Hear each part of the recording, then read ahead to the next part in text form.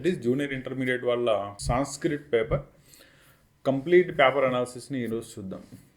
దీంట్లో భాగంగా paper model ఎలా ఉంటుంది అండ్ ఏ చాప్టర్ నుంచి క్వశ్చన్స్ ఎక్స్పెక్ట్ చేయొచ్చు, ఏవి ప్రిపేర్ అవ్వాలి, ఎలా ఇంటర్ప్రిటేషన్ చేస్తే, ఎలా మీరు ఆన్సర్ చేస్తే దానిలో ఫుల్ మార్క్స్ వస్తాయి.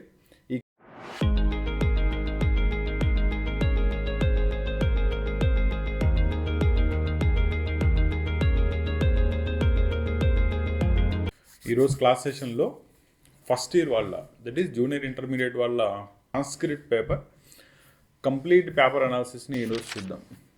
దీంట్లో భాగంగా పేపర్ మోడల్ ఎలా ఉంటుంది అండ్ దేని నుంచి ఏ చాప్టర్ నుంచి క్వశ్చన్స్ ఎక్స్పెక్ట్ చేయొచ్చు, ఏవి ప్రిపేర్ అవ్వాలి, ఎలా ప్రిపేర్ అవ్వాలి అండ్ ఎలా ఇంటర్ప్రిటేషన్ చేస్తే, ఎలా మీరు ఆన్సర్ చేస్తే దానిలో ఫుల్ మార్క్స్ వస్తాయి. ఈ కంప్లీట్ అనాలిసిస్ మొత్తాన్ని కూడా ఈరోజు ఫస్ట్ ఇయర్ సాంస్క్రిట్ పేపర్ తీసుకుని చేద్దాం. అండ్ ఇది అయిపోయిన తర్వాత ఆటోమేటికలీ నెక్స్ట్ క్లాస్లో సెకండ్ ఇయర్ వాళ్ళ సాంస్క్రిట్ పేపర్ అనాలిసిస్ చూద్దాం. ఓకేనా? దీంట్లో మీ పేపర్ అనాలిసిస్ కనుక చూసుకున్నట్టయితే ఓవరాల్గా దీనిలో 16 రోమన్స్ ఉంటాయి. ఈ 16 రోమన్స్లో స్టార్టింగ్ విత్ శ్లోకాన్ని రాయడం దగ్గర నుంచి స్టార్ట్ చేసుకున్నట్టయితే ఎండ్ అయ్యేటప్పుడు one word answer questions, that is ఏకపద ప్రశ్నేస్తో మీకు పేపర్ 16th రోమన్ కంప్లీట్ అవుతుంది.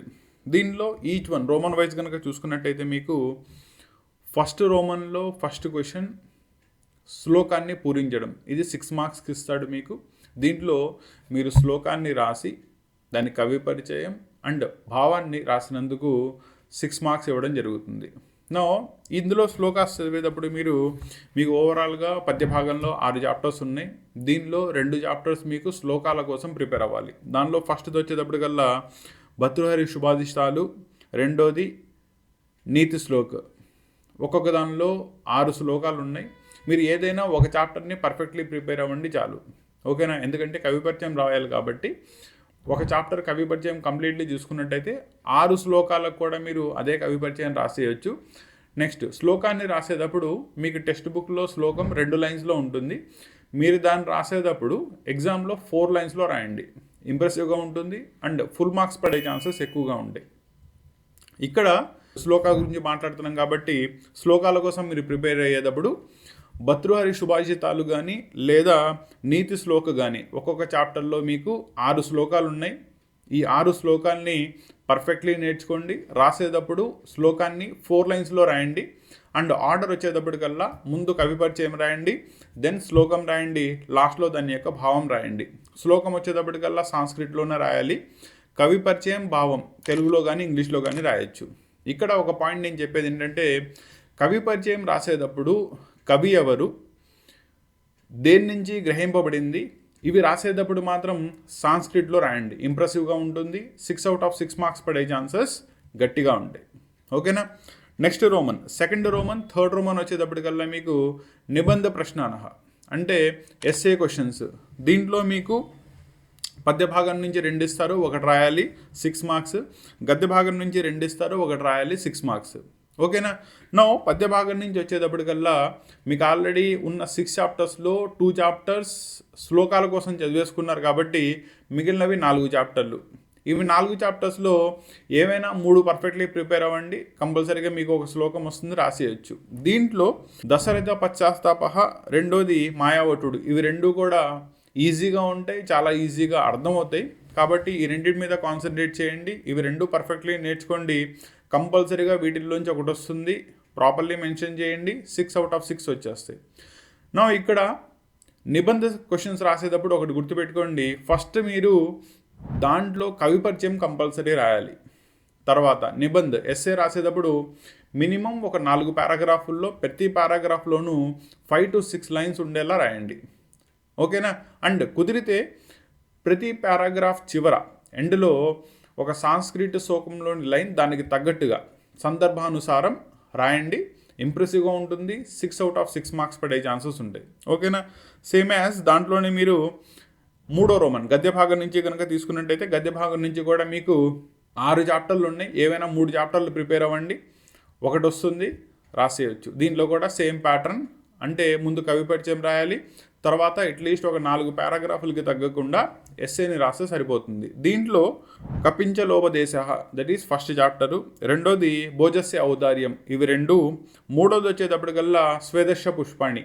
ఇవి మూడిట్లో ఫస్ట్ రెండు పర్ఫెక్ట్లీ ప్రిపేర్ అవ్వండి, మూడోది వచ్చేటప్పటికల్లా చాయిస్ ఉంచుకోండి. ఎందుకంటే మీకు థర్డ్ సెట్ వస్తే ఈ ఫస్ట్ 2 చాప్టర్స్ మీకు వదిలేస్తే మిగతా 4 చాప్టర్స్ నుంచి ఇచ్చే ఛాన్స్ ఉంటుంది, కాబట్టి పేపర్ టఫ్ అయ్యే ఛాన్స్ ఉంటుంది. ఓకేనా? సో దీన్ని దృష్టిలో పెట్టుకుంటూ అట్లీస్ట్ 6 చాప్టర్స్కి ఏవైనా 2 చాప్టర్స్ని ప్రిపేర్ అవ్వండి, సరిపోతుంది. ఓకేనా? నెక్స్ట్ 4th రోమన్ వచ్చేటప్పటికల్లా చతుర్ణ ప్రశ్నానం. టోటల్లీ మీకు 6 క్వశ్చన్స్ ఇస్తాడు, దానిలో 4 క్వశ్చన్స్ రాయాలి. ఇవి వచ్చేటప్పటికల్లా మీకు ఉపవాచకం నుంచి అడుగుతాడు. ఉపవాచకం నుంచి మీకు ఉన్నాయే టోటల్లీ 6 చాప్టర్స్ ఉన్నాయి, దానిలో ఏవైనా 4 చాప్టర్స్ పర్ఫెక్ట్లీ ప్రిపేర్ అవ్వండి. ఇచ్చిన 6 క్వశ్చన్స్లో ఏమైనా 4 క్వశ్చన్లు రాస్తే మీకు 4 2s are 8 మార్క్స్ వచ్చేస్తాయి. ఓకేనా? కాబట్టి 4th రోమన్ వచ్చేటప్పటికి మీరు ఉపవాచకం నుంచి అట్లీస్ట్ 4 చాప్టర్లు పర్ఫెక్ట్లీ ప్రిపేర్ అవ్వాల్సి వస్తుంది. Next 5th roman 6th roman వచ్చేటప్పటికల్లా 5th రోమన్ పద్య భాగం నుంచి సందర్భ సహిత వాక్యాలు రాయాలి, 6th రోమన్ గద్య భాగం నుంచి సందర్భ సహిత వాక్యాలు రాయాలి. ఓకేనా? దీంట్లో కూడా మీకు 4 ఇస్తాడు, ఒక్కొక్క దాని నుంచి 2 రాస్తే సరిపోతుంది. ఒక్కొక్క దానికి 3 మార్క్స్, 2 3లకు గాను 6 మార్క్స్ వస్తాయి. అంటే సందర్భ వాక్యాలు మీరు కనుక నేర్చుకున్నట్టయితే 6 + 6 12 మార్కులు కవర్ అవుతాయి. దీంట్లో పద్య భాగం నుంచి ప్రిపేర్ అయ్యేటప్పుడు మీకు ఆల్రెడీ శ్లోకాల కోసం 2 చాప్టర్స్ వదిలేశారు. అవి 2 వదిలేస్తే మిగతా 4 చాప్టర్స్లో 2 ఎస్ఏ క్వశ్చన్ చదివారు.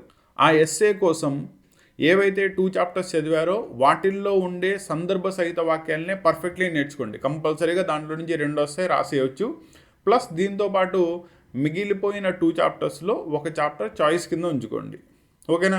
ఇదే పద్ధతి మీరు గద్య భాగంలో కూడా యూస్ చేస్తారు. అంటే గద్య భాగంలో ఏవైతే 2 చాప్టర్స్ నిబంధ ప్రశ్న కోసం నేర్చుకుంటారో అవే చాప్టర్స్ నుంచి మీరు సందర్భ సహిత వాక్యాలను కనుక నేర్చుకున్నట్టయితే ఈజీలీ అర్థమవుతుంది, సిలబస్ ఈజీగా కవర్ అవుతుంది, అండ్ మీరు రాయడం కూడా ఈజీగా ఉంటుంది. ఓకేనా?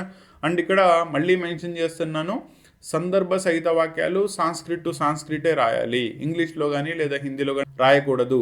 Only up to first 3 romans మాత్రమే మీరు అదర్ లాంగ్వేజ్ని యూజ్ చేసే ఛాన్స్ ఉంటుంది. ఓకేనా?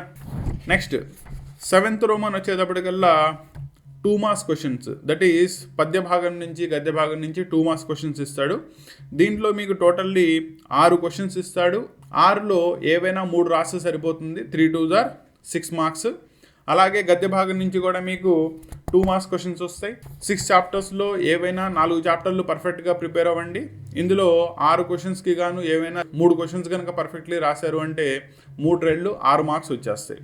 ఓకేనా? దీంతో మీకు 2 మార్క్స్ దాంట్లో పద్య భాగం గద్య భాగం 8th రోమన్ దాకా కంప్లీట్ అయిపోతుంది. ఓకేనా?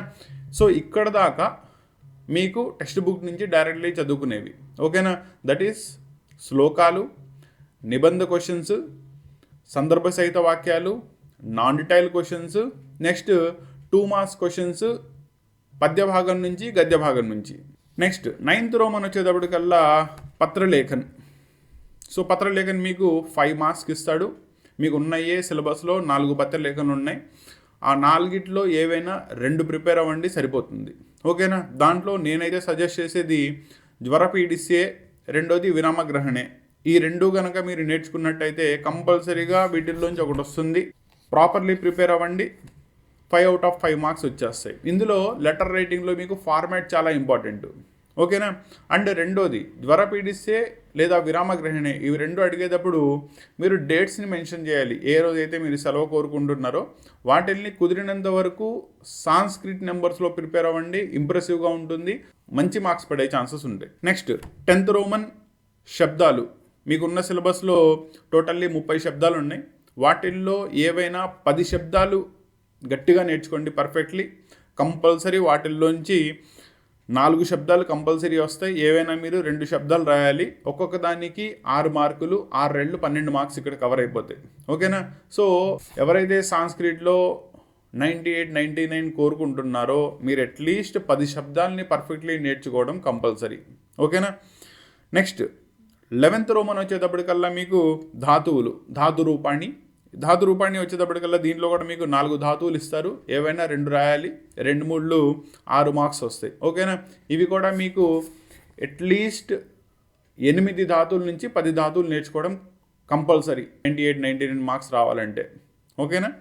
నెక్స్ట్ 12th రోమన్ వచ్చేటప్పటికల్లా సంధి విచ్ఛేద్ చేసి రాయడం, 13వ రోమన్ వచ్చేటప్పటికల్లా సంధి చేసి రాయడం. అంటే మీకు పదాలను విడగొట్టిస్తాడు, అప్పుడు వాటి మధ్యలో సంధి ఏది జరుగుతుందో రాస్తే సరిపోతుంది. ఓకేనా. దీంట్లో మెయిన్గా మీకు ఆమ్రడిత సంధి, గుణసంధి వీటిని పర్ఫెక్ట్లీ చూసుకుంటే సరిపోతుంది. నెక్స్ట్ క్లాసుల్లో మనం ఎలాగో డిస్కస్ చేస్తాం కాబట్టి వాటిల్లో వీటి గురించి ఇన్ డీటెయిల్ చూద్దాం. సో 12వ రోమన్ సంధి విచ్ఛేద్, టోటల్లీ మీకు దీనిలో 6 ఇస్తాడు. 6లో ఏవైనా 3 రాస్తే సరిపోతుంది. 3 రెళ్ళు 6 మార్క్స్. నెక్స్ట్ 13వ రోమన్ వచ్చేటప్పటికల్లా సంధి కలిపి రాయడం. సంధి కలిపి రాస్తే టోటల్లీ దీనిలో కూడా మీకు 6 ఇస్తాడు. 6కు గాను 3 రాయాల్సి వస్తుంది. అండ్ 3 రెళ్ళు 6 మార్క్స్ వచ్చేస్తాయి. కాబట్టి సంధి విచ్ఛేద్ నుంచి 6 మార్క్స్, సంధి చేయడం దగ్గర నుంచి 6 మార్క్స్. ఓకేనా. నెక్స్ట్ 14వ రోమన్ ఆల్రెడీ మీకు స్టార్టింగ్లోనే చెప్పాను. ఫస్ట్ 3 రోమన్స్తో పాటు 14th రోమన్ ఒకటి మీరు తెలుగులో రాయొచ్చు లేదా ఇంగ్లీష్లో రాయొచ్చు. అండ్ 14th రోమన్ వచ్చేటప్పటికల్లా ఆంధ్ర భాషాయం అనువాద. ఓకేనా. అంటే అనువాద ప్రశ్నలు. దీంట్లో వచ్చేటప్పటికల్లా మీకు చాయిస్ లేదు. 5 క్వశ్చన్స్ ఇస్తాడు. 5టికి అనువాదం చేసి రాయాలి, either ఇంగ్లీష్లో కానీ తెలుగులో కానీ. ఒక్కొక్క దానికి 1 మార్క్ ఉంటుంది. 5 1s 5 మార్క్స్ వచ్చేస్తాయి. నెక్స్ట్ 15వది 16వది ఏకపద ప్రశ్నే, అంటే 1 word ఆన్సర్స్. దీంట్లో 5 క్వశ్చన్లు ఇస్తాడు. ఈ 2 రోమన్స్ కూడా మీకు చాయిస్ లేదు, కంపల్సరీగా అన్ని చాప్టర్స్ ప్రిపేర్ అవ్వాల్సిందే. మీకు చాప్టర్ వైజ్ వచ్చేటప్పటికల్లా గట్టిగా 3 నుంచి 5 క్వశ్చన్స్ ఉంటాయి కాబట్టి వాటిని ఈజీలీ ప్రిపేర్ అవ్వచ్చు. అలా 5th రోమన్ పద్య భాగం నుంచి ఏకపద ప్రశ్నే, 16th రోమన్ గద్య భాగం నుంచి ఏకపద ప్రశ్నే. ఈ రెండింటికి గాను ఒక్కొక్క దానికి 1 మార్క్ ఉంటుంది. 5 మార్క్స్ ఆర్ 5, 5 + 5 10. సో టోటల్లీ దీంతో మీకు 100 మార్క్స్కి గాను సాంస్క్రిట్ పేపర్ కంప్లీట్ అవుతుంది. ఓకేనా. సో ఇలా ఈ పద్ధతిలో ఏ చాప్టర్ నుంచి ఏ పార్ట్ని ప్రిపేర్ అవ్వాలి దీన్ని చూసుకుంటూ మీ సాంస్క్రిట్ పేపర్ని కంప్లీట్ చేసుకున్నట్టయితే కనుక సాంస్క్రిట్ పేపర్ ఈజీలీ కంప్లీట్ అవుతుంది. అండ్ అవుట్ ఆఫ్ 100కి గాను మీరు 95+ మార్క్స్ ఈజీలీ స్కోర్ చేసుకోవడానికి ఛాన్స్ ఉంటుంది. ఓకేనా. కాబట్టి ఈ పేపర్ అనాలిసిస్ చూసుకుంటూ రివిజన్ని కంప్లీట్ చేయండి. రెండోది ఈచ్ రోమన్లో ఉన్న దాని దగ్గర నుంచి స్టార్టింగ్ విత్ శ్లోకాస్ దగ్గర నుంచి నిబంధ ప్రశ్న, శబ్దాలు ఎలా ప్రిపేర్ అవ్వాలి, ధాతువులు ఎలా ప్రిపేర్ అవ్వాలి, ఏమేమి చూసుకోవాలి, ఇవన్నీ కూడా రోమన్ బై రోమన్ కంప్లీట్ చేసుకుంటూ నెక్స్ట్ క్లాసెస్లో అప్లోడ్ చేయడం జరుగుతుంది. సో ఛానల్ని ఫాలో అవుతూ ఉంటే మీకు every Sanskrit next class upload చేయనప్పుడు మీకు ఇంటిమేషన్ దొరుకుతుంది. అండ్ అకార్డింగ్లీ ప్రిపేర్ అయితే ఈజీలీ మీరు సాంస్క్రిట్ పేపర్ మంచి స్కోర్తో మార్క్స్ని గెయిన్ చేసుకునే ఛాన్సెస్ ఉంటాయి. ఓకేనా. నెక్స్ట్ ఇది లాంగ్వేజెస్లో ఎప్పుడు కూడా మీకు రైటింగ్ ఈజ్ ఫస్ట్ ఇంప్రెషన్. ఎందుకంటే మీరు ఎంత కంటెంట్ రాసినా కూడా మీ కంటెంట్ ఇవాల్యుయేట్ చేసే ఎగ్జామినర్ చూడాలి అంటే it should be impressive writing ఉండాలి. కాబట్టి మీరు తెలుగులో రాయండి లేదా ఇంగ్లీష్లో రాయండి, ఇంప్రెసివ్ రైటింగ్, గుడ్ హ్యాండ్ రైటింగ్ని పొజెస్ చేయండి. ఓకేనా. అండ్ దాంతోపాటు రైటింగ్ని ప్రాపర్లీ ప్రజెంట్ చేయడం కూడా ఇంపార్టెంట్. ఎగ్జాంపుల్, మీరు శ్లోకం రాస్తున్నారు, శ్లోకం ఒక కంప్లీట్ పేజ్లో వచ్చేలాగా ఫస్ట్ కవి పరిచయం, తర్వాత దాని యొక్క శ్లోకం, తర్వాత దాని యొక్క భావం ఒక ఫుల్ పేజ్లో వచ్చినట్టయితే చూసే ఎగ్జామినర్ కూడా మీకు మంచి ఇంప్రెషన్ని క్యారీ అవుట్ చేస్తారు అండ్ ఫుల్ మార్క్స్ పడతాయి. నిబంధ ప్రశ్న రాస్తున్నారు, 1 side of the page completely అటు ఇటు అట్లీస్ట్ 5 పారాగ్రాఫ్లకి తగ్గకుండా రాయాలి. సందర్భ సహిత వాక్యాలు, పేజ్కో సందర్భ సహిత వాక్యం వచ్చేలాగా రాస్తే ఇవన్నీ కూడా ఏంటంటే ప్రజెంటేషన్ స్కిల్స్ అనమాట. వీటన్నిటినీ ప్రజెంట్ చేసుకుంటూ ప్రాపర్లీ రాయండి. సాంస్క్రిట్ చాలా ఈజీ. ఓకేనా. ఎందుకంటే మీరు సాంస్క్రిట్ని చూస్ చేసుకునేదే ఇంటర్మీడియట్లో స్కోర్ గెయిన్ చేసుకోవడానికి. ఓకేనా. సో దాన్ని కూడా పాస్ అవ్వడానికి చదువుతానంటే ఎలా. కాబట్టి సిలబస్ని ఇన్ టైంలో కంప్లీట్ చేసుకుని ప్యాటర్న్, దట్ ఈస్ ఇప్పుడు ఏదైతే ప్యాటర్న్ చెప్పామో అదే ప్యాటర్న్లో ప్రిపేర్ అవ్వండి, మంచి మార్క్స్ని స్కోర్ చేసుకునే ఛాన్స్ ఉంటుంది. ఓకేనా. నెక్స్ట్ క్లాస్లో వీటిల్లో 1 by 1 ఈచ్ రోమన్ కంప్లీట్ చేసి క్లాసెస్ అన్నీ కూడా మన ఛానల్లో అప్లోడ్ చేయడం జరుగుతుంది. కాబట్టి ఛానల్ని సబ్స్క్రైబ్ చేసుకోకపోతే సబ్స్క్రైబ్ చేసుకోండి, సో దట్ మీకు ఇంటిమేషన్ అందడానికి, అంతే తప్ప నా సబ్స్క్రైబర్ కౌంట్ని పెంచుకోవడానికి కాదు. ఓకేనా. అండ్ బెల్ ఐకాన్ని కనుక మీరు క్లిక్ చేసినట్టయితే ఎవ్రీ నెక్స్ట్ క్లాస్ అప్లోడ్ చేసుకున్నప్పుడు మీకు ఇంటిమేషన్ అందుతుంది. ఓకేనా. నెక్స్ట్ క్లాస్లో మళ్ళీ కలుద్దాం.